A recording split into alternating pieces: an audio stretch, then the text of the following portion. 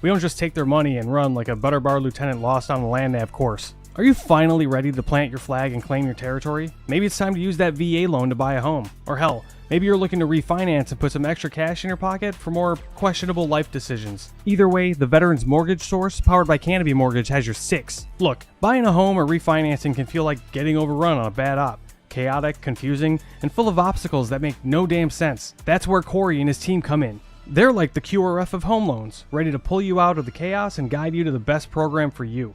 And trust me, they'll answer all your questions. Yeah, even the dumb ones.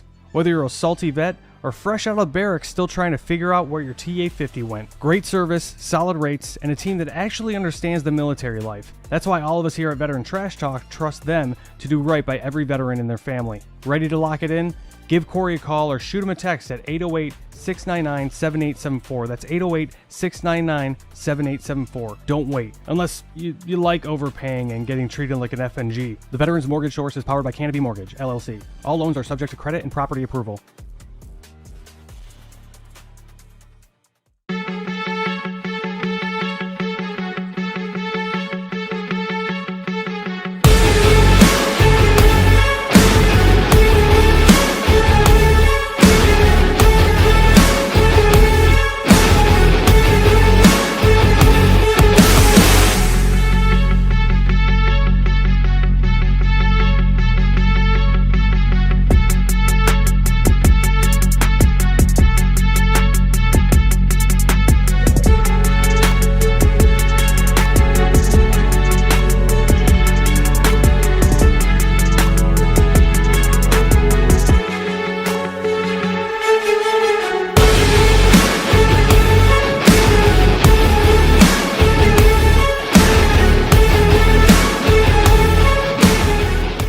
What's up, Trash Talkers? Listen, it's impossible to fight, okay, if you don't know what you're fighting for. Does that make sense?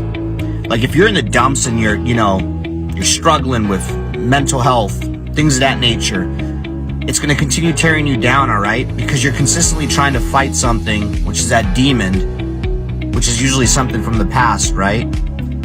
Maybe that why needs to be fighting for your future. Let that be your why. Get the hell up and start fighting for your future. Stop fighting things that happened in the past. Easier said than done, right? Go seek help. It's okay not to be okay. A lot of people need to hear this. You are more of a warrior and a fighter if you stand up and say, hey, this has to stop. I need to go seek help. The stigma, everything has changed. It's okay not to be okay. And so my honesty cap is dedicated to a little, we'll call it a public service announcement for civilians and other people in the military. There are a few people that you should always take their stories with a grain of salt.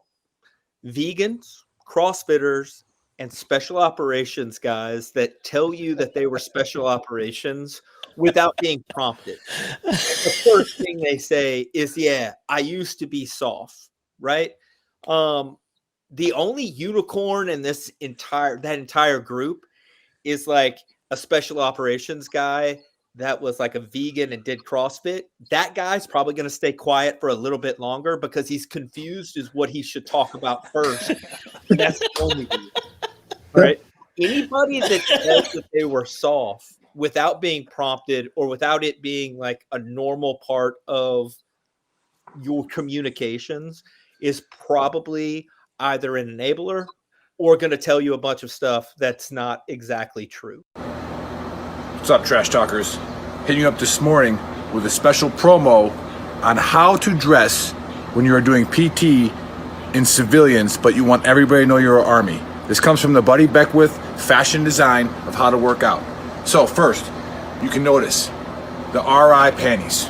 Not Ranger panties, but Ranger instructor panties. The green socks, the knee brace for the old guys. Don't forget the M frames. Now the shirt, don't wear the Trash Talk shirt while you're running. This is just for the promo. You want to put on like an 80-second shirt or like your favorite airborne shirt so everybody knows that you're a veteran. That's the most important thing. And you start with this stretch. Buddy Beckwith taught me this one.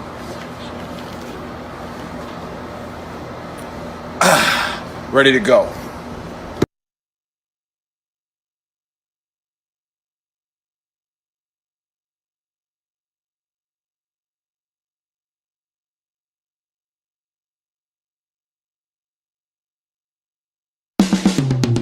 This is the Veteran Trash Talk Hour, hosted by Nick, Dave, and Buddy.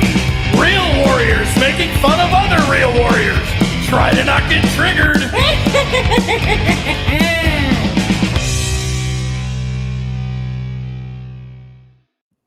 What's up, Trash Talkers? What is up, Gruntworks Nation? Welcome to Season 2, Episode 32 of the Trash Talk Hour. Special guest today is Marine Corps veteran T-Shane with Big Guns Coffee. And as usual, I'm here with Buddy and Nick. Happy Saturday. What's up, y'all? Happy Saturday. It is a great Saturday. It's beautiful here in sunny Southern California. And no seawater, buddy. I'm a little too far inland, so I'm good.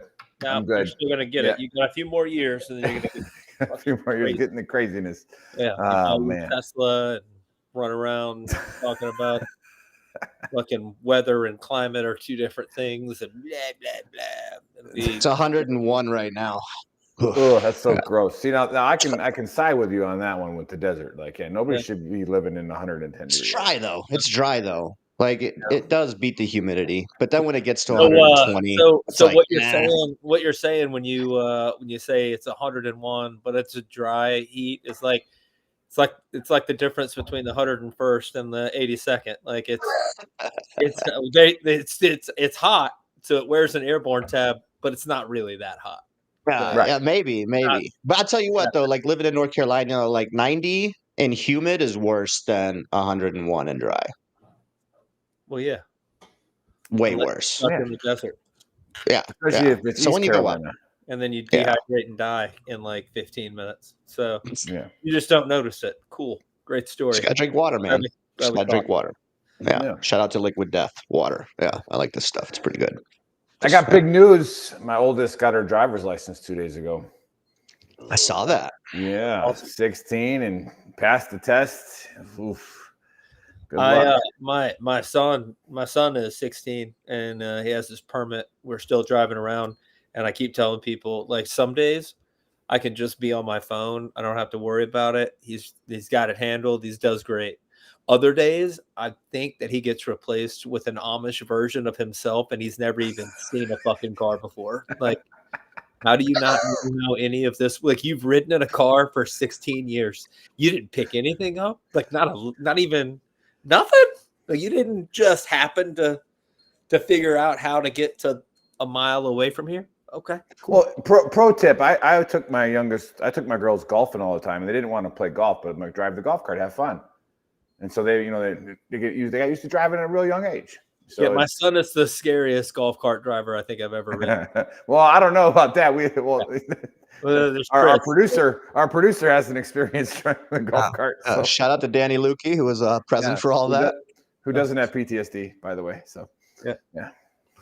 Anyhow, yeah. So before we get to our guest, usually we talk about a conspiracy, and this can kind of turn into a conspiracy. But let's just throw it out there and talk about the Elon Trump beef and kind of get everybody's take. And this tweet is or X. Do you still call them tweets on X? I don't know, but this one was the brutal one. Like, they've been going back and forth, but Elon went straight for the jugular and basically said, you guys can read that. Not really. It's time to create a new political party. Okay, that one. But then he's like, time to drop the real big bomb. Basically about the Epstein files, and the real reason that they haven't been released yet is because Donald J. Trump is on the Epstein file list. So that's a pretty brutal one, and I just want to get everybody's take. We'll talk about Epstein a little bit because Kash Patel was on Joe Rogan, and Joe Rogan was questioning this dude like crazy. So apparently there's a video that they have now where Epstein hung himself, and he wasn't killeried. Okay, so that they're throwing that out, and then they've been wanting to release the files forever, but they haven't come out yet. I feel like Donald Trump was kind of during pre-presidency was like, hey, we're going to release the Epstein files immediately when I'm president, blah blah blah, and then nothing has come out. So my take has always been that they're all involved. There's people on the right that are involved and people on the left that are involved. And that's the reason we will never see them. And with Elon saying that now, I don't know, what's y'all's take? Like, if Elon knew this, then why was he bringing his kid to the White House, right? That kind of makes him like, that's a double standard, right? Well, So you knew the this White guy's House isn't Epstein's island. yeah, right, but still, like, you're bringing him around the dude, like you're doing deals with the dude, you're negotiating stuff with the dude. If you know he's corrupt, why are you? Well, I I'm think still, the major beef was not about Epstein. The major beef that Elon had was that the big beautiful bill doesn't cut anything. and correct, and then supposedly the electric car thing that they shut that off, right? They're not doing that, but they knew that 6 months ago, right? So like, I guess Elon threw a temper tantrum. I don't know, man. Like, what's really going on here? I just want kind of everybody's take, like, or is it a psyop? Some people are saying it's a psyops and they're doing this on purpose because Elon's job with Doge is done, and what they're doing now is to basically get Elon's, Tesla back up and everything, because people were just doing Tesla for no reason, It's 100%. everything. Right. Yeah. So maybe it's like a big psyops that they're just doing this on purpose. I don't know. Well, let's see what T-Shane has to say about it. T-Shane, Yeah, what do you T-Shane, think do you have about any this take on any of this? Elon Trump stuff? I think in our small pea brain of our lives, we are nowhere near the strategic approach of what people at that level do. That circle's super small, just like the operation community. I think it's the same thing. I think they all know politics have always been that way. Both sides play together for a unified front of a decisions that we have no say so in. It's just the I reality like of it. that. I like that. So would you venture to at least say that it could be like a psyops? It's just all on purpose right now. Like it was. I mean, I think everything you watch is that. I mean, you're from corporate marketing to the entire platform. Everything has taught you to do that. I mean, since the day one, since newspapers. I mean, everything. It's always been like we do it in the military. I mean, we're far years advanced. We get the strategic, base point, and then we implement that into the civilian sector. No different than our approach when we go out and we utilize the tools and tactics that we did and to apply to business or life or partnerships or whatever. I think it's the same thing. I think they're doing it the same thing. It's just that we love drama as people, so 100%. we'll just keep watching, entertain, and we'll run suit, because if it was actually good and normal, we wouldn't know what to do. Yeah, you're right. And drama sells. Yeah, spot on. I like that take. Very educated take. Usually Nick gives, the educated. Don't worry, take, mine's coming. Buddy, what you got, man? Buddy's chat GPTing it right now. Buddy doesn't even know what's going on. Buddy just turned on his computer for the first time. I think it's a whole lot more logical than so Trump was a businessman, right? And he had to become a politician and work within the confines, like the left and right limits of DC, and he's been doing it for the last 9 years now, almost. Right. Even when he wasn't there, he was still trying to do that. And he's kind of handed the reins of business to his kids and his family. And they're taking they're doing most of the heavy lifting for the business part, and he's doing the heavy lifting for the political side, right? And then you've got Elon, who is straight up 100% businessman, always has been, and didn't really conform very well to it. Doesn't understand. I mean, he's clearly he's on the spectrum, and he doesn't understand why you can't just do, like, you're in charge, then just do what you want to do. If you don't want to, like, if we found all this spending, take it back and don't give it to anybody. And he doesn't understand that that's just not the way that it's set up. Like, you can't just take it all back, and you can't make some bill and force it through, the House and Senate. You know what I mean? Like, I think there was a lot of frustration, and he mentioned it about, like, nobody got fired, like nothing happened with all the findings, Right. Exactly. But what he doesn't understand is that there's so many, call them corrupt, call them whatever, but there's so many bureaucracy. There's so many like safeties built into the system that one person can't just go, hey, look, I found this. Like, look at, right. For instance, like that sergeant major from Fort Polk that just got found guilty of distributing child porn and like all that other stuff. My man got 22 months in prison and demoted to E1. Like, 22 months, that's it. That's all we get. That's all you get is 22 months. But there's so many safeties built in because he's a sergeant major and because, this Mitigating circumstances in UCMJ well, exist. my bad. He's a PB1, and you know what I mean? Private. Yeah, there's also you know what I mean? But and it's hard for somebody who has worked in his own businesses for his entire life and can do whatever he wants because he controls if he wants to fire somebody, he just fires somebody, to understand that you can't, that in government it's very hard to fire people. It's very hard to recoup money that's already been earmarked or spent or done, like even if it was in bad faith. And Yeah. so, and who's he going to lash out at? The bureaucracy, or is he going to lash out at the guy that told him, yeah, come here and we're going to make magic happen? And Yeah, but I think to your point though, it's the same thing. I mean, when you run a business as big as Elon's, you're basically reporting to shareholders and the board, which is the same system that's built into the political system. You're playing a political game all day, every day, because look, he's doing it right now, because the political game he's playing is jumping back on the other side in order for those shareholders who are way bigger than any politician and way bigger than any Forbes list that you read, that are above the above, right? The Illuminati concept is that they're so far above that they're basically playing that whole political game. I think he's at a higher level than Trump. I think he's in a whole other world when it comes to that of the decisions. You're right and wrong. That's a good point. But Elon's also, like, at the end of the day, he's one of the top, depending on what day of the week it is, he's either the richest or second richest, person in the world. You know what I mean? So that you read in Forbes. Yeah, he's got a little bit more leeway than than you, like Trump does. Like, mostly because Trump is basically a poor beggar compared to Elon and Bezos and those other dudes that have hundreds of billions of dollars as opposed to $10 billion. You know what I mean? Well, there's a world above those guys, though. So those are the ones that you see on TV. There's the ones that are far above that run at everything. Just since the greatest American story talks about how the original president, being elected based on J.P. Morgan and the others that were involved in it. I do think that Rothschild, it's a great example. Yeah. I think he's phenomenal at politics. I think he's playing the game just right. He jumped on the other side when those shares started crashing. He went back to his business side. He's making that approach. He's tearing himself away. I think if those two were talking, Trump is enough to say, you know what, you need to get back over there. I'll take the bad guy because everybody thinks I'm the bad guy anyways. You head over there, do what you got to do, get your stock running back up, because maybe there's something behind that we don't know about that's flooding in. I mean, he was right there in it. I think they saw pieces that he can control, navigate, and it might be, and we'll see this play out 10 years later when Trump is no longer in office and go through and Elon's doing something totally different. I think it's a chess play for later on down the road. Yeah, I agree. Yeah. Nick, what you got? Ready? Are we ready? Because again, here we go.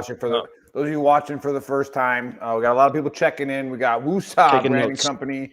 We got Samuel coming in from Eglin Air Force Base. We got Lee Filer, all right, from the local Tennessee redneck here or whatever. Thanks for tuning in. But I give the most educated response to most of these things, and I take what the guest and what Buddy says, and I put it together and try to make it make sense, right? Dave just usually agrees with whatever he finds on TikTok, so we don't really have to talk about what he says. But yeah, a lot of good, interesting points there. But we're missing a lot of the facts. We're missing a lot of the things that have happened, that have been said.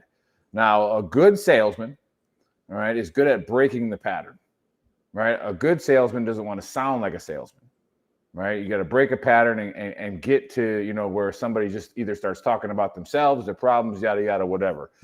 Those of you who follow the great Don on the X or any social media platform, if you go at him, what does the Don usually do immediately?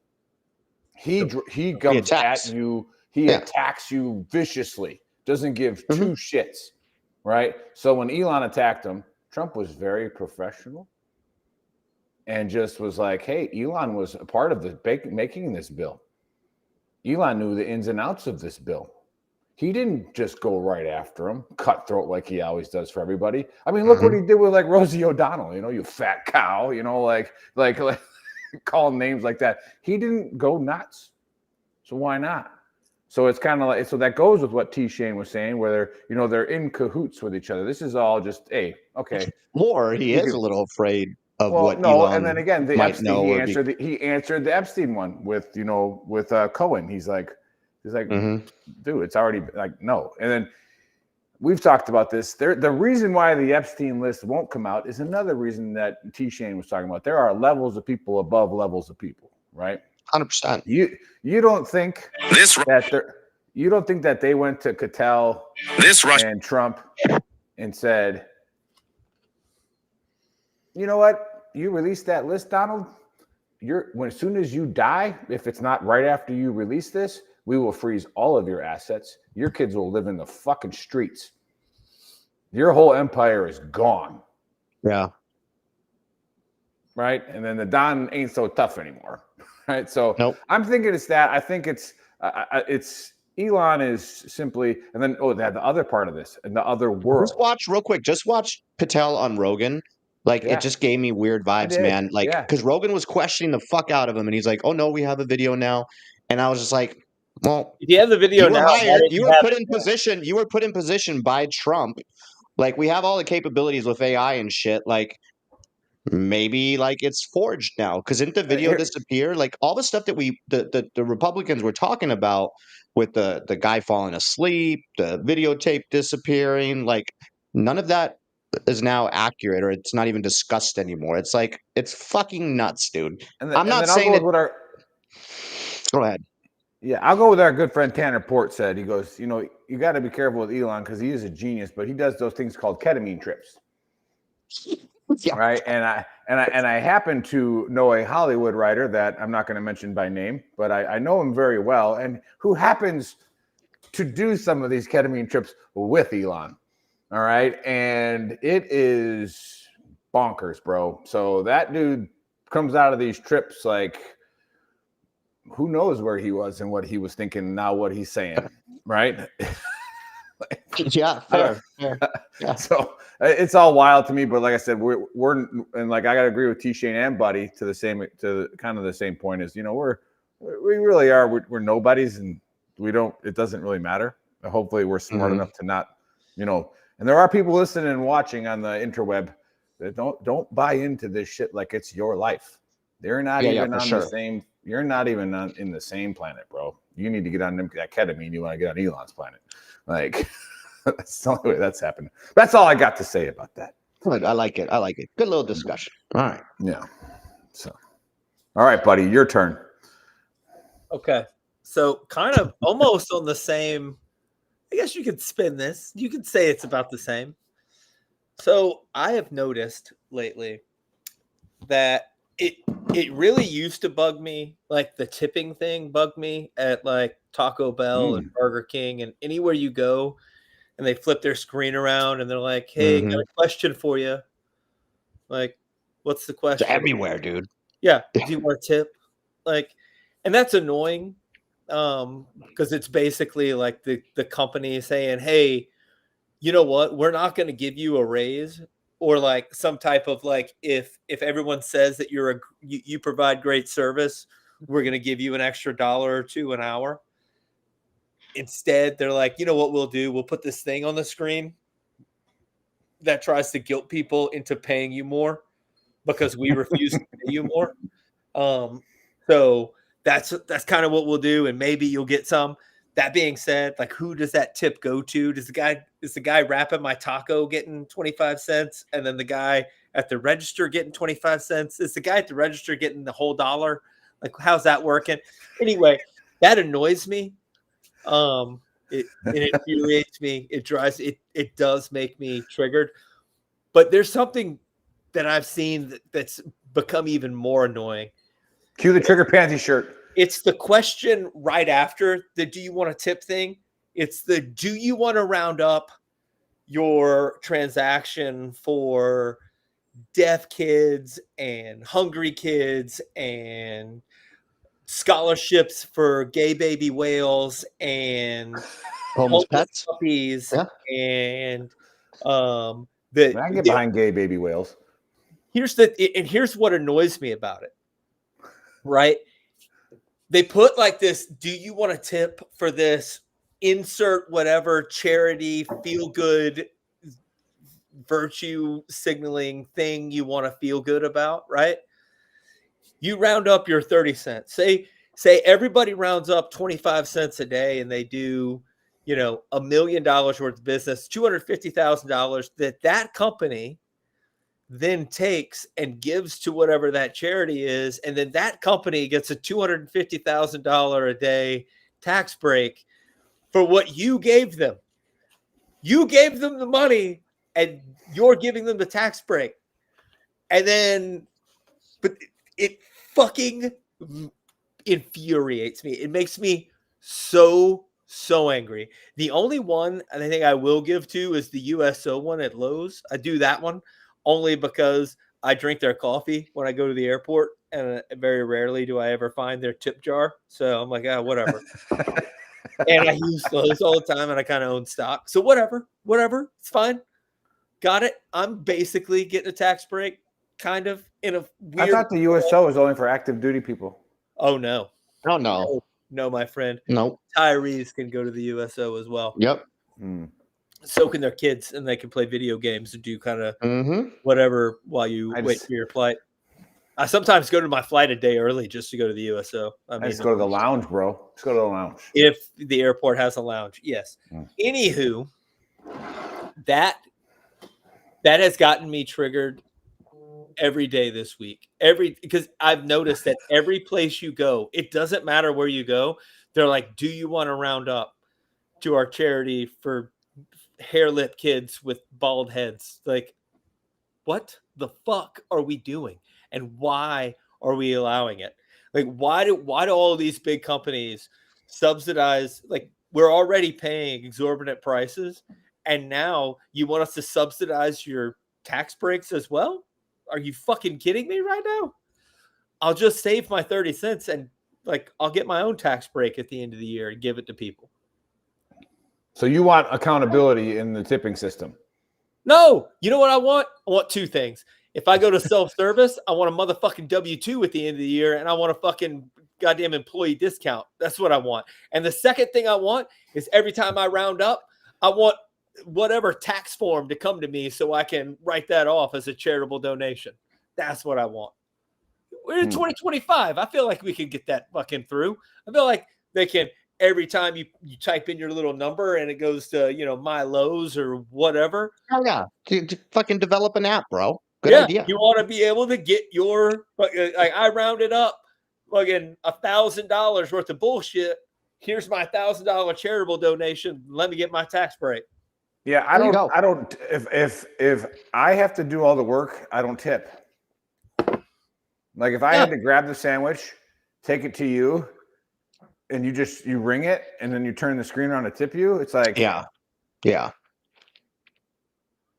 No. It's just your job. That's just a normal. You're not getting. You know who I tip, and I tip well. I tip servers who are getting paid. Absolutely. Server minimum wage, which is usually like $2.50 or $3 an hour. In 1930, yes. Yeah, no. Server minimum wage is different than minimum wage. Right, but maybe in Kentucky. Hey, no. I don't know. In Alabama, you know what? Whatever. Anyway, server minimum wage is way less than everybody else's minimum wage. So yeah, I'll tip them at least 20%. Not a huge deal. Whatever. Yeah. What do you think, T-Shane? Are you a tipper? Are you a tipper?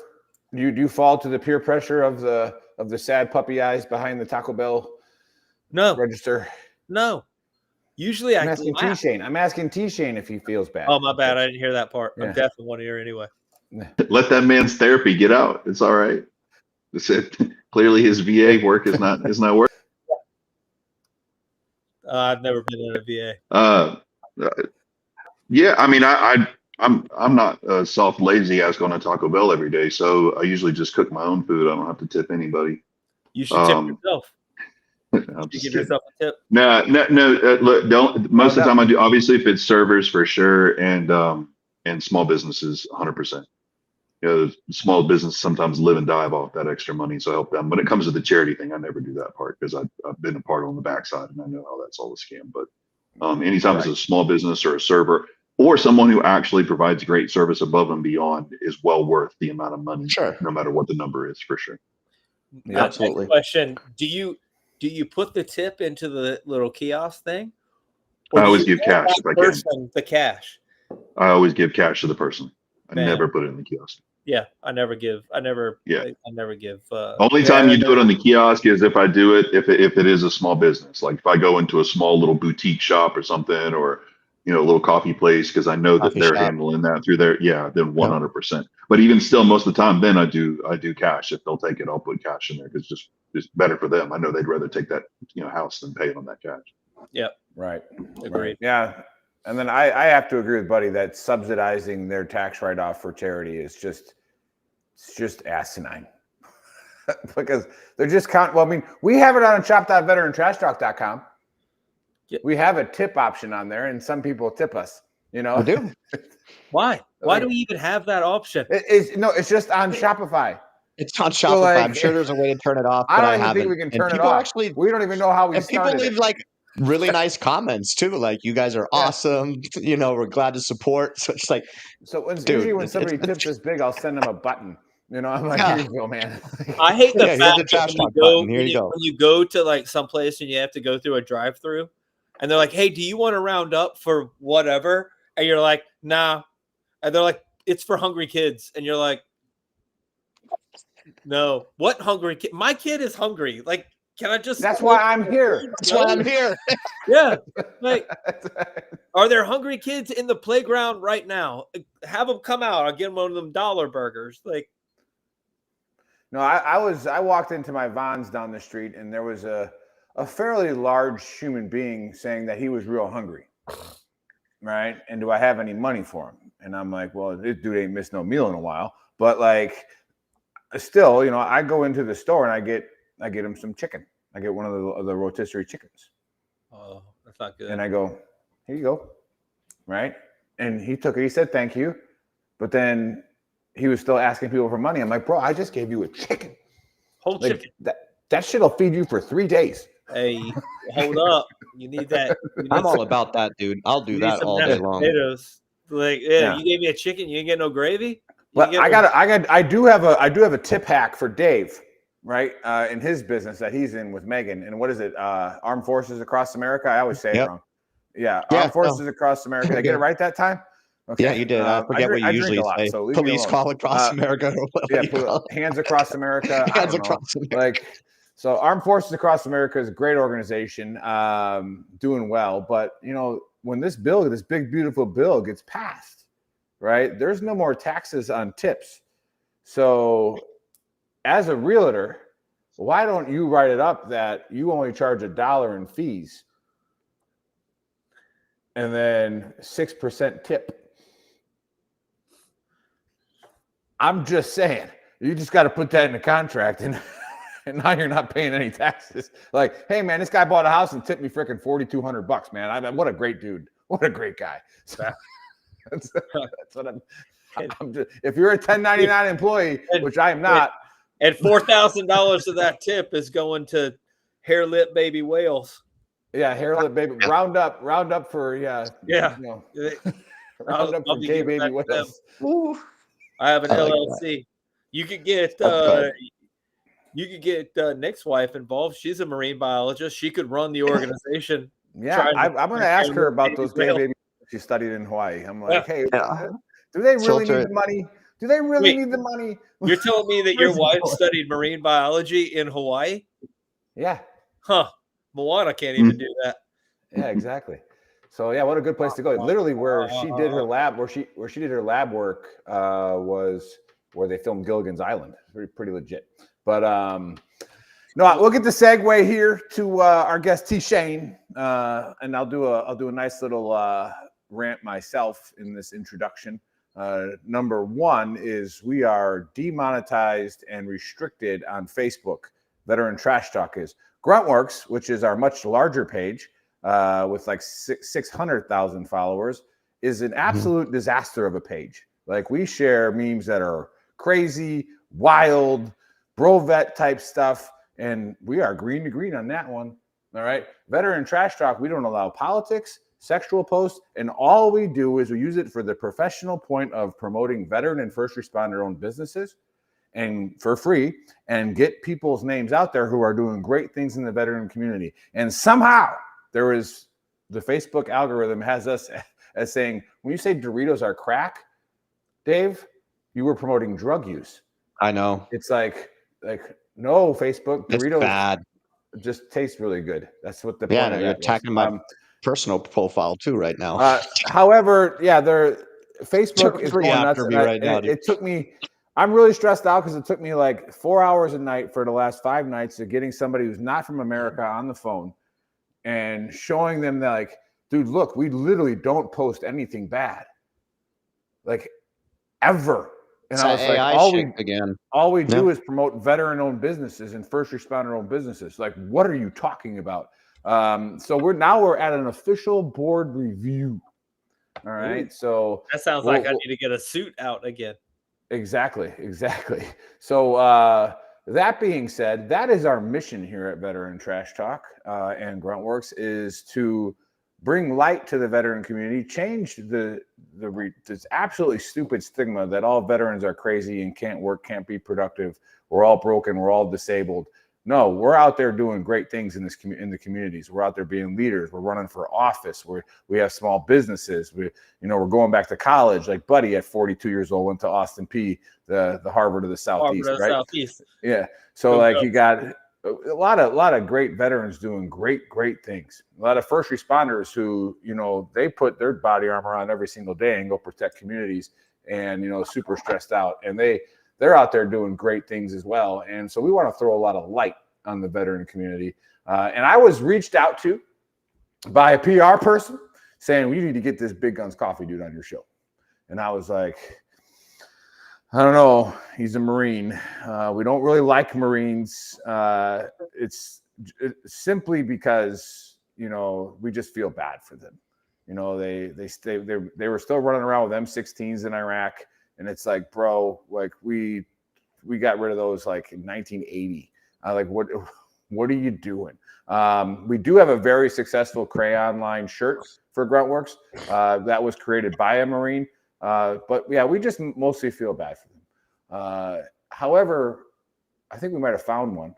I think we might have found a Marine that is doing something pretty wild. And I was trying to read the bio and the business page, and it's like a super hydroponic indoor growing coffee. Not sure what he's doing in Western Carolina, but we got T-Shane, the Marine, who's found a way to make coffee indoors, and apparently has been on Fox News and all these other media outlets. T-Shane, welcome to the Trash Talk Hour, the Veteran Trash Talk Dumpster Fire. All right, tell us a little bit about yourself, what you got going on, and how you growing this coffee indoors, bro.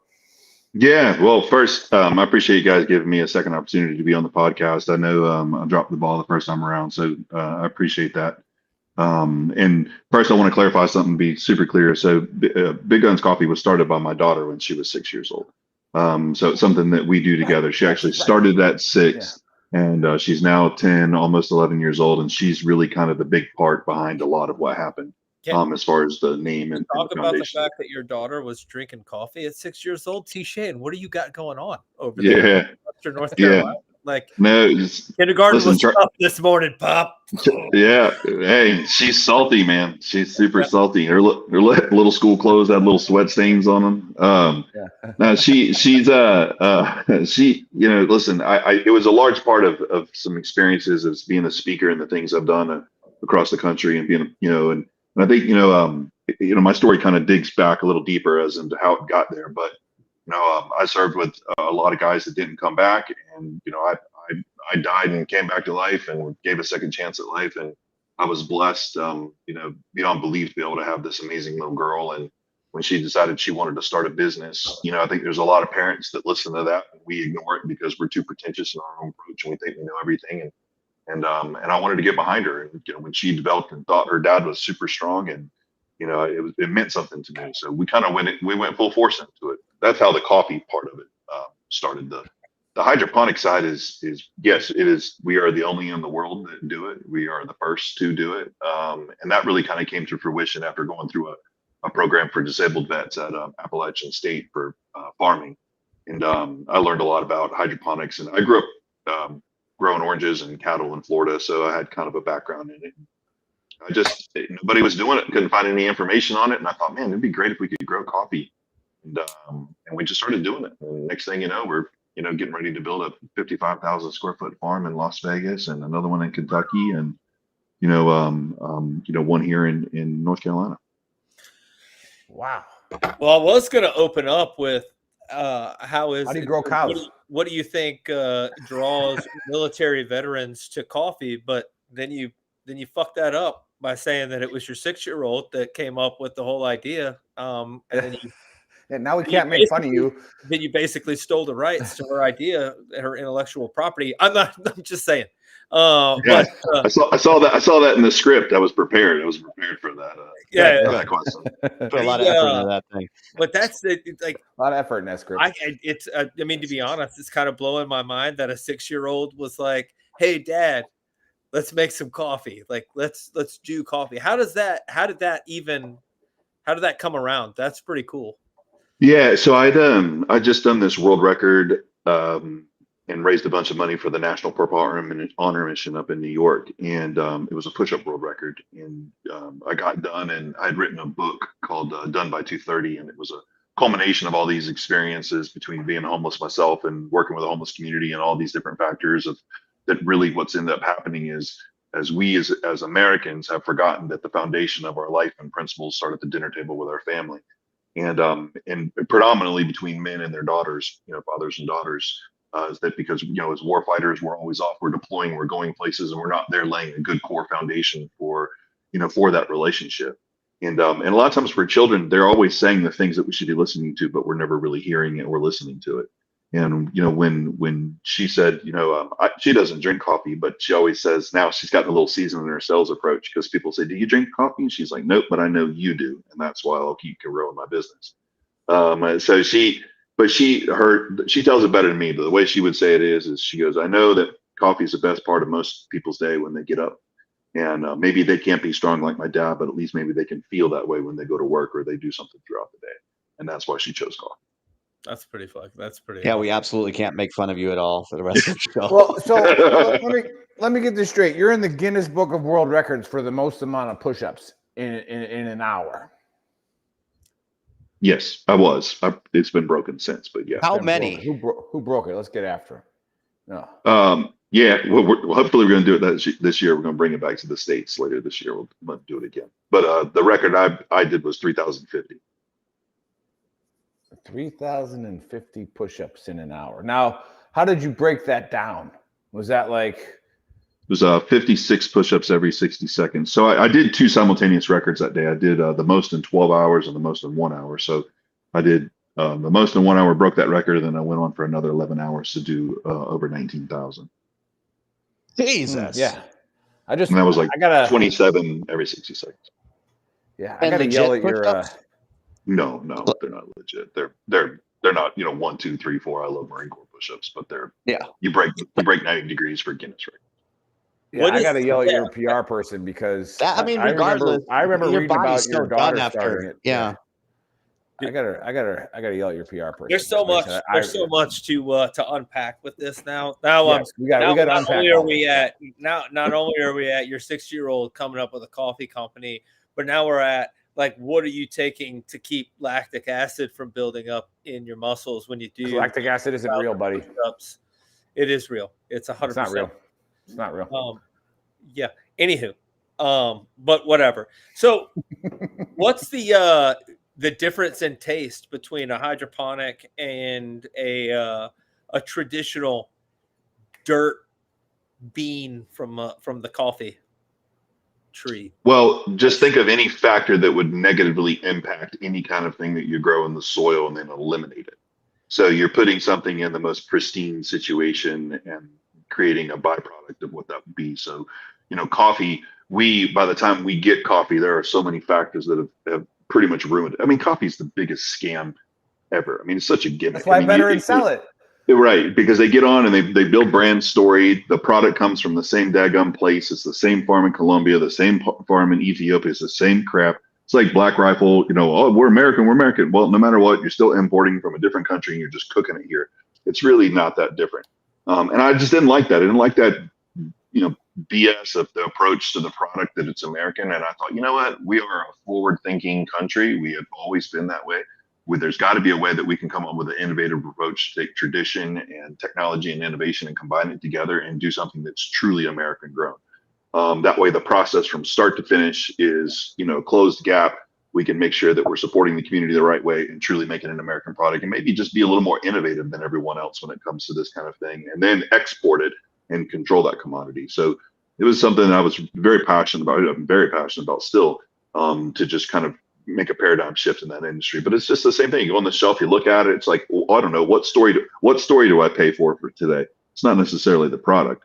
And then even then, it's like flavored coffee, which is technically burnt, ruined coffee that needs to be sold. So they put flavor in it only for you to get it. And then the confusing part of understanding what bold and rich is, the dark and strong caffeine, and what, it's just ridiculous. Like we're like the Subway, transparency. See it, you like it, you understand what's in it, you grab it, it's fresh, it's right from the tree, right to the cup, drink it, boom, you're ready to go. Why? That's phenomenal. So is it? Why can't we just have coffee plantations in the United States like regular ones? Yeah, the weather. It's the weather. Yeah, the climates. You know how weather and climate's different, buddy? Yeah. But America's a big place. We've got everything from deserts to mountains. You would think, right? What kind of climate for us? What kind of climate Yeah, is but you don't have, but America, you don't have a lot of tropical. So you can grow coffee in Southern California and Florida, but then in Florida you got an elevation problem. In California, you got in some places elevation problem. So remember, there's 134 different varieties of coffee, and then the one you're drinking is based off of a certain type of place. You also got to remember, if you were to jump on the conspiracy, there is that black gold, right? That's a pretty massive market. If you start to chip away at that market or change that market or do something, you're gonna have some pretty pissed off people. So you've got to kind of start to kind of think a little differently that why we're not doing that, and what that is. The second most drank product in the United States next to water. So when you start to disrupt something that massive and you start to come up with ways that can change it, starts to become, people kind of shy away from that a little bit. Have you So we've had you on the show in case you come up missing. We just talked about that. Have you had any drop us a 10-digit in like people threatening you or being like hydroponic coffee, like a negative PR where they're like, oh, it'll make you go crazy because it doesn't have No, I think we're too new for that, and people think we're too batshit crazy. Yeah, we're not there yet. I think we're at the point to where people really appreciate what we're doing, and we're getting enough noise to be in a positive manner. When we start doing large scale production, or we start to disrupt an industry and make some changes, or we even start, right now we're getting calls from Germany, the Netherlands, a lot of different countries are like, whoa, hold on, how did you figure this out? And I think we'll start to get a little as it goes, but by that time, we won't be dealing with it. Now, is this something that you have, you do have a patent on it to where it's like you can sell that's legit. That's right. So hey, Jay can be your brand ambassador. He speaks German. Yeah, I have patent pin and utility patents on everything from our protocols, our harvest, our grow, our systems, our technology, the whole bit. Is it so because you're growing it hydroponically and in America, I guess you don't have to pay the export or any of that fee, but does the cost of growing things hydroponically outweigh the export fee and or like buying it from Colombia, or is it more expensive and less expensive because of how it's made, or what? Well, anytime you put something, you try to compete against the sun, you're going to have challenges. Right. I think if you look at it in comparison of just traditional coffee farming, we're nowhere close to there. That market's just massive, and the grow side's just massive. Right. I think what we're doing is we're starting the foundation of an opportunity to, create something that could create a supply chain independent of something. I don't think it'll ever replace, but look, here's the long scale, play of it. They don't make land anymore, right? We know that. We know that we're going to increase population, and we know that population is going to demand more space, and more space is going to increase cost of land acquisition. And the traditional farmer is not going to be able to sell something for $1.50, when it's marked up to 10, when they're having to pay $30,000 an acre for it.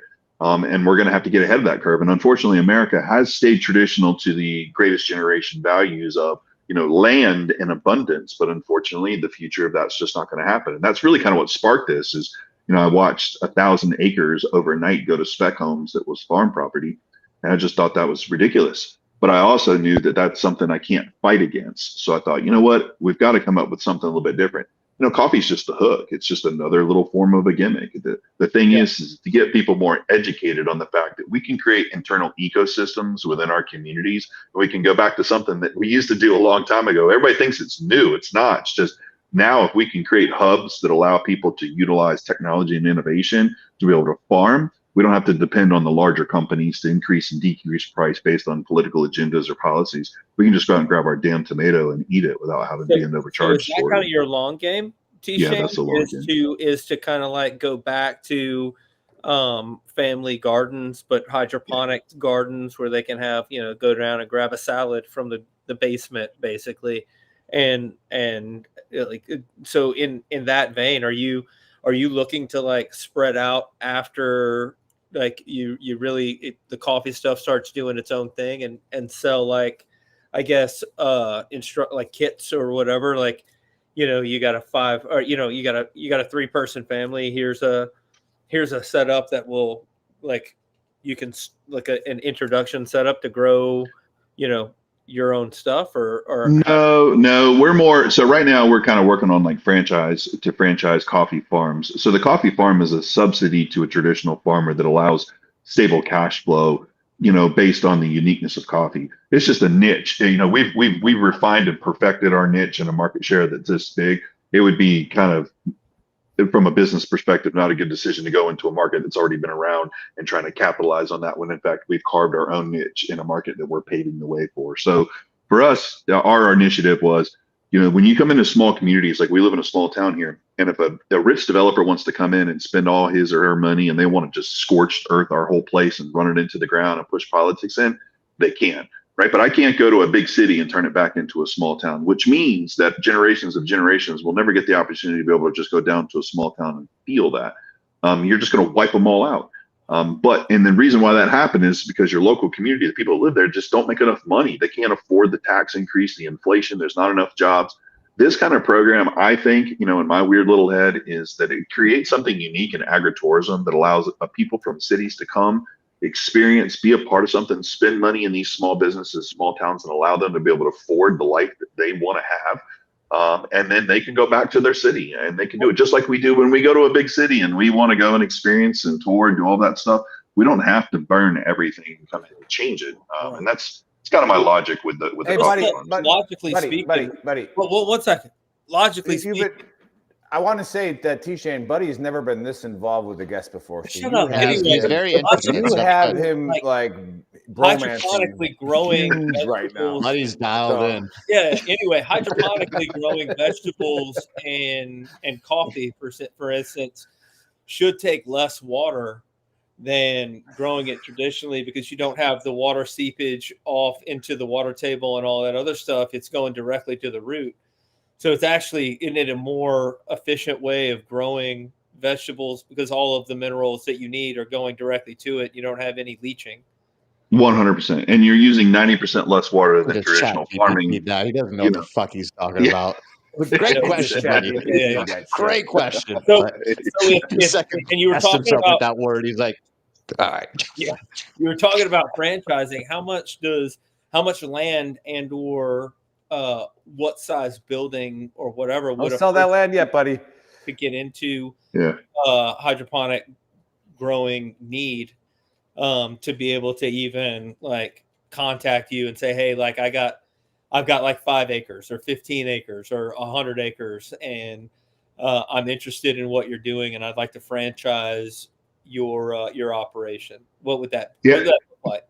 Yeah. So for one, remember in hydroponics, it's a 12-to-1 ratio. So for every 1 acre of tillable property is the equivalent to 12 acres. 1 acre of hydroponics is equivalent to 12 acres of tillable land. So what you do is you back that number in based on your net return. So when you're we put together a projection tool, and we go over that projection tool and break even plus. So we're a guaranteed buyback for you. So no matter what your product, we're buying it back, pushing it through our distribution channels like Walmart and Sprouts and Charlie and my daughter and I's brand for now anyways. And then it goes back to that number. So you look at your OPEX and CAPEX, right? Your operational costs and your capital expenditure on what it is to build that farm out. We go through that with you. And then from there, you dictate and say, you know what, this is what I want to do. This is where I need to be. You look at that return, and then it's based on space. So space is really not that big of a deal because 5 acres would be more than you would ever need. You're looking at maybe about 2,500 square foot. And then remember, depending on if it's 2-tier or 3-tier, that dictates your grow space. So 2,500 times 3 or 2,500 times 2 is usually what we see. So our first veteran, he was an Army Ranger as well. He's in Kentucky, and he's basically building a 1,250 square feet farm. So 2,500 double tier, and the building space is about 3,500, which allows propagation, roasting, all of the factors that go inside. Oh, so you're doing everything. You're doing it from growing of the bean to roasting of the coffee, all in-house, and then shipping the roasted coffee. It's not just the raw bean. That's right. But he's got some land. Because again, that cupped experience. So imagine a Walmart distribution center, down the road, right? Or a Walmart down the road. Let's just for an example. And that customer is getting everyday low prices, but they're getting some cheap ass coffee that's been sitting on the shelves for 2 years because it's been housed and packaged up. But if we can create to that average consumer an opportunity to be able to get the freshest at a nice premium price and then support a veteran that wants to build a farm, or any farmer for that matter, then it's the best of all the worlds at a fair price for everybody. Have you gotten tied in with the veterans? What is it? The veteran farm grants and all that stuff where they'll like. So the FBC. Yeah, and you can tie somebody in to what they have to do their grants and all that stuff. We haven't gotten to that yet. We're getting ready to launch. It's still a little under wraps right now, but the best I can tell you is we're getting ready to launch a pretty large national initiative to where we may even be able to help fund with that at some point, depending on where we are. So we would go in and just kind of like how McDonald's original franchise platform was built on obviously the veteran community. And it kind of goes into the same thing where it's an opportunity for you to be able to present that franchise. You build it, hopefully we fund it, help you scale it, grow it, buy back your bean and guaranteed buy, automate the systems. Because again, the automation is really the key to our factor, because farming is great, but if I'm a veteran and I don't have legs or I'm missing an arm, I can't go run a tractor and run around on a farm, right? It just doesn't jive. But on an indoor farm, right, in a controlled AC environment on concrete, you can hop, skip, jump around there and do whatever the hell you want to. And work there. If you ain't sleeping, because you can only sleep 2 hours a night and the things are just getting to you too much, sweet. You can roll around the farm, talk to the trees, help out. So a lot of different strategies and approaches we have to it. What's the cost of something? I was going to say, what's the cost of something like that? Obviously, it depends on the size of the land, right? But go ahead, Nick. I'm going to cut everybody off on the coffee for a second. It's great. Because hold on, because it is my job. It is my job to usually find the guests, prepare the event, have everything ready for everybody. But we had a break in communication. Now I'm just going to tell you the truth. When PR people reach out to me, I skim read it and I see veteran has a business. I just reply, yes, the person can come on. Right. And then I wait the week prior and I'm like, okay, what are we promoting? Give me a thumbnail. Give me something that we can, that we're all going to talk about. And I went back and looked at the original email and I'm like, holy shit. All right. So you also are a 2-time best-selling author and you're a keynote speaker. And does a lot. Right. So what 2 books did you write? Yeah, so my first book was Hike Across America. I've also ran across America 3 times. Forrest Gump. So you're basically Forrest Gump. Yeah. Bubblegum shrimp. Bubblegum shrimp, but coffee. Coffee gumbo, coffee soup. So talk about actually, and then what did you do in the Corps? What did you do in the Marines? So I served my first year and a half with 3rd Battalion, 4th Marines in 29 Palms, and then I went to 1st Recon at Camp Pendleton, Camp Margarita. Ah, very nice, very nice. So yeah, and then the author, the books. The 2 books? Yeah, sorry about that. So Hike Across America was my first one because it was Hike Across America 3,000 miles for your why. So the purpose of that was how far are you willing to go for your purpose? And I was willing to go 3,000 miles for mine at that time. And it's a culmination of my experiences for being homeless for a couple of years to building a $300 million company out of a Dunkin' Donuts and kind of all the challenges and successes and failures that I went through and the things that I experienced and in my way of giving back. And then of course, being severely injured after tour and dying and coming back to life and being attacked by a gang, attempted murder, and staying in the hospital for a year and breaking all the bones in my upper body and learning how to walk, talk, breathe again, Now I sort of feel like thing. you're So just lying. Now I feel yeah. like there's no way. So you flatlined on a deployment? No, I came back. I was in because with the first recon, I was in 29 Pendleton, and two of my buddies had just graduated sniper school, and we were getting ready to go up to Corona. A friend of his was from Utah, and we were going to go spend the weekend and hang out. And I was coming off the back of the base on a motorcycle, and MS-13 targeted me and chased me down with a car. And I hit the corner of a brick house at about 40 miles an hour, broke all the bones in my upper body, and they got out and beat me and robbed me. Left me for dead, and then all of my bones and ribs punctured all my major organs, and I cut my left bicep and put 3 50-cent hole pieces in my lungs. Nobody would help me, so I walked 2 blocks to a fire station, and anyways, I died. They brought me back, died at the hospital, brought me back, died again, they brought me back, and then stayed in the hospital for a bit, and then went back to first responder. Shit. Yeah, and we thought you just grew coffee. Yeah. So, but that's awesome too. Like obviously, Buddy bromanced over it for an hour, but well, it's not really bromance. He has land, and I think he's gonna buy it. So, you guys have to talk after the show. Yeah, after the show for sure. But Chris right now is putting up all the links that I usually get from the guest, a week prior. But so we got all that, and to be fair, like I said, I did get it like a month and a half ago. But we do book 2 months out. So so that if you're watching and you have a business, all right, just know that it takes we don't have a slot for about 2 or 3 months because we do have a lot of fun, and a lot of people reach out to us to come and promote their show to the right audience.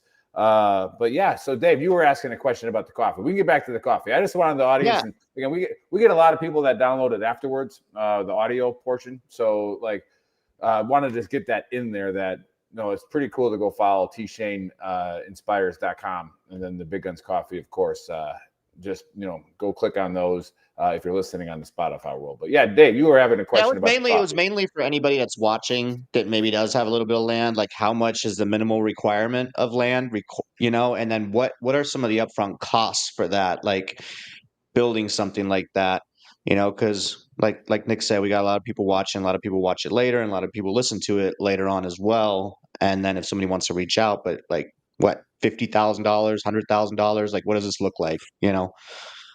Yeah, we found that what I'm starting to see based on kind of the factors we got, about 150,000 covers just about everything, and that in that return is pretty substantial. Only because we set the market right now. Because there's no competitors. We're the most unique. We provide the best farm to cup coffee in existence. But the idea really is to encompass this as a whole operation, again, where it is the roasting and potentially a small cafe, because then it creates multiple verticals within one, because we don't want it to be just a farm field project. Think of it like when you go, I'm not sure where all of you guys are located, but no matter what, you've probably been to like a pumpkin patch of some sort, or you've been to some type of farm that you go on, and they're serving strawberry jam because it's a strawberry field. Think of it like in coffee the same way. When that person comes to that property, they have the opportunity to be able to, have a cafe. They're served coffee there. They're able to walk around the farm and tour. They're able to be a part of like a you pick berry, you pick harvest. So they're picking coffee, which again, you would never in a million years get that experience unless you had a passport, spent a ton of money, and went to a different country and had all the safety issues with that.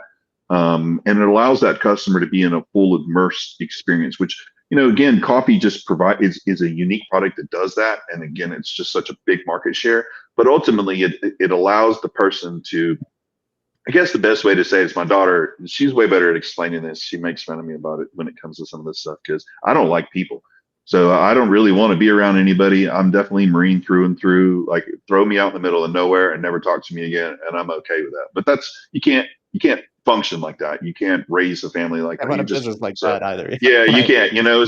So again, we've learned in the military to overcome the challenges and the things that we don't like in order to be great. And that's kind of our spirit of the core per se, right? So I really wanted to create something that allowed the farmer to not have to leave that property. That was the biggest part I wanted. I wanted them to maintain the integrity of having that piece of, I'm going to get a little patriotic, but a lot of us have fought, died, and been through so much in 200 plus years, only for some person to be out somewhere in the middle of the country to stake their land and say, this property is mine, and raise my family up with traditions of Christian values, and to know what it's like to survive and live and enjoy.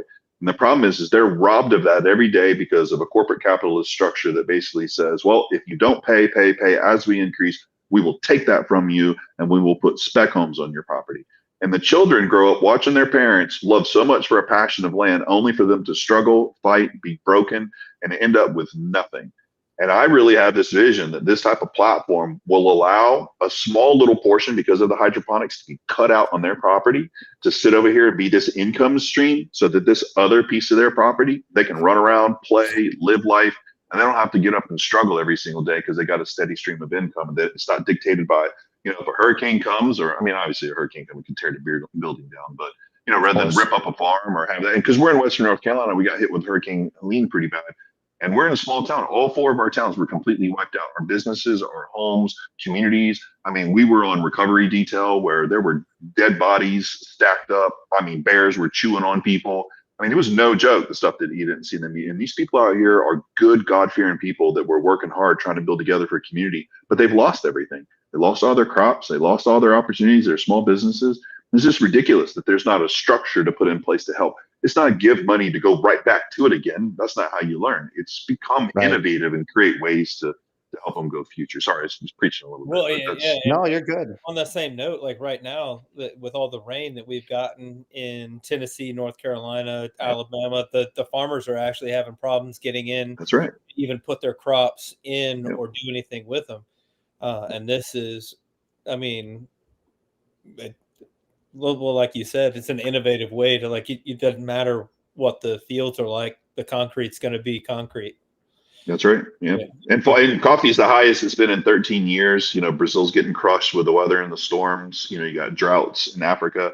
There's just so many problems. And when you've got such a large product, you're going to get diluted with crappy coffee and crappy things. And now you're going to start seeing the marketing gimmicks of new flavors, syrups to put into it, or new frappe or new crap just to crush a product that's already perfect, just to subsidize that. Well, at the end of the day, I think your niche is more. The coffee is one thing, but you're also selling coffee that is,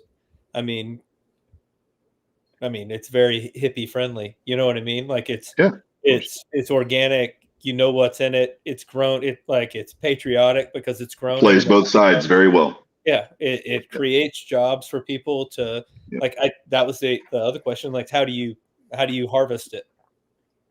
So everything's harvested by hand right now, because in the system with hydroponics, the way the plant sits in the bucket, you can't go in and have a shaker or do anything. So it all sits at level. Racks can move and rotate where you can go in and pick it by hand for right now. Right. Which again creates the experience. But still, that sounds like a great job for a bunch of high school kids. You know what I mean? Sure. Come in, make $10, $15 an hour picking. Easy, big spender. Yeah. In the AC. We're paying them too much. Yeah. I don't ask them for tips. Don't ask them for tips for that coffee. Yeah, my kids laying sock for 12. You know what I mean? Loud. Yeah. Round up for 2 beans. I guess one of the biggest questions probably for everybody that's watching and listening. You mentioned Walmart briefly earlier. Where is this coffee available? What stores, what states? Is it all online?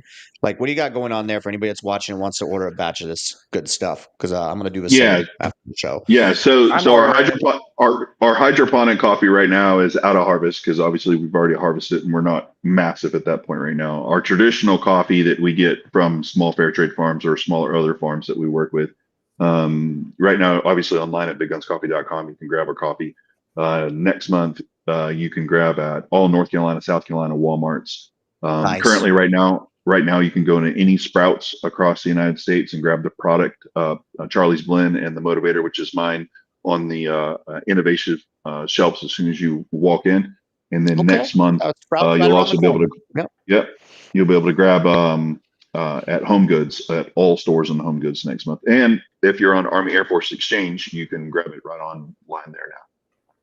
That's awesome. Very No, nice, yes. man. Congratulations, dude. You got a lot of good stuff going on, man. That's what's Thank you, up. sir. Appreciate it. But Yeah. it's all my daughter started. I would have never been here had it not been her kind of putting that together. So she gets Yeah, the that's credit. great. We're gonna. That a 6-year-old girl is smarter than most Marines. So Yeah. Yeah, we're not blowing our minds. with that. Buddy found a way to somehow make fun of that. So Yeah. he finally Yeah. got his angle in there.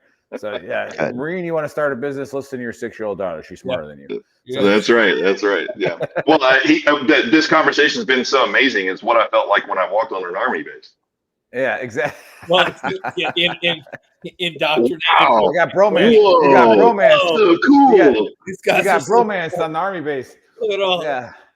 Look at all these guns that aren't Whoa. long. They're bigger than my Humvee. You guys PT? Yeah. That's so cool. You can drink the water too. Hell yeah. But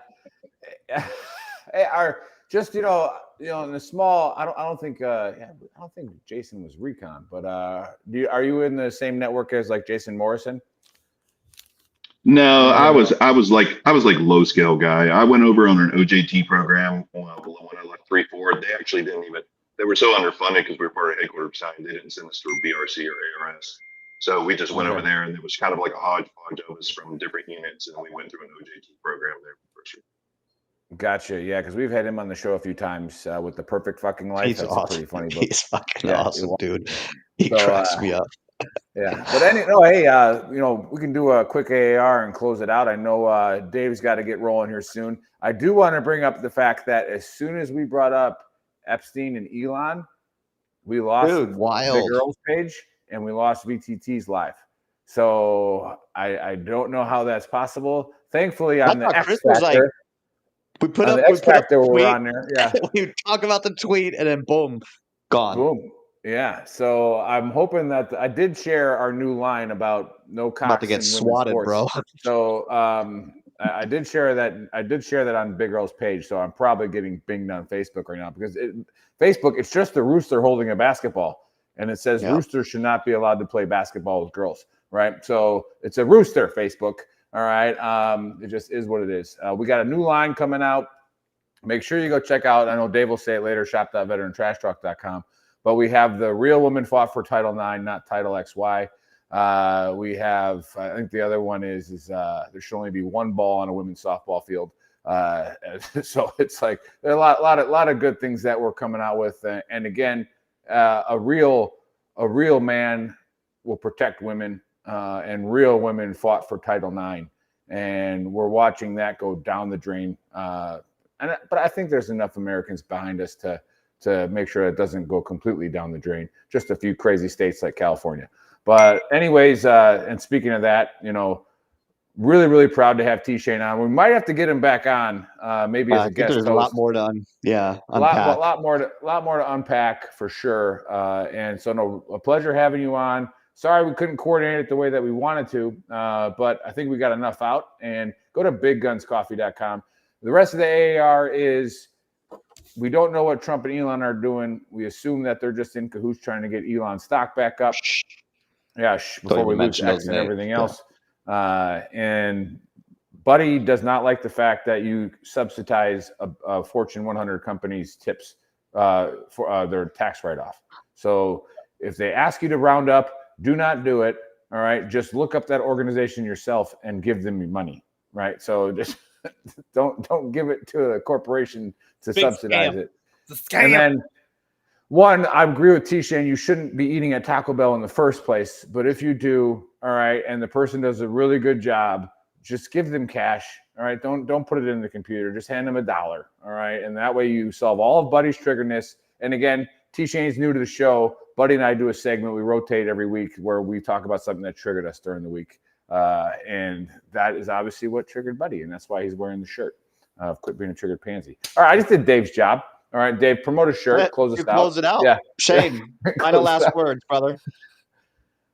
I think you guys are great, man. I always love, the opportunity to be able to be on these kind of shows and hear about the positive side of the veteran community. You made a comment in the very beginning, or there was a little clip in the beginning that talked about that. And that's important. I think we don't tell enough about the positive things and pillars of community that we can be. It's always so broken and weak, and And yes, maybe we are. That's okay, but we are the 1%ers, and those 1%ers accept responsibility for that. We can complain and talk about it all day long, but we continue to advance forward and move forward. And I always just love hearing about successful people like yourselves and other veterans that continue to make an impact, because that sets the precedence for the younger generation, because no matter what, they need that. They need that leadership. So thank you for giving me again the opportunity on the one I missed and being here with you gentlemen today. Awesome. Absolutely. Thanks, Well, everybody, to be that tuned in. fair- If you tuned in late, go to VeteranTrashTalk.com. Go ahead, buddy. I was just gonna say stay on after the credits. Yeah, buddy. Yeah, Buddy's but got the but plan. also to be fair, Buddy and Dave married into money. I'm the only one that's really successful. get But, you so Yeah. yeah, Married into money. Yeah, everybody knows that. You married royalty, bro. All right. yeah, maybe entitled. Yeah. Hey, Nick already covered it. We'll catch you guys next Saturday. Faceman VTT out. Boom.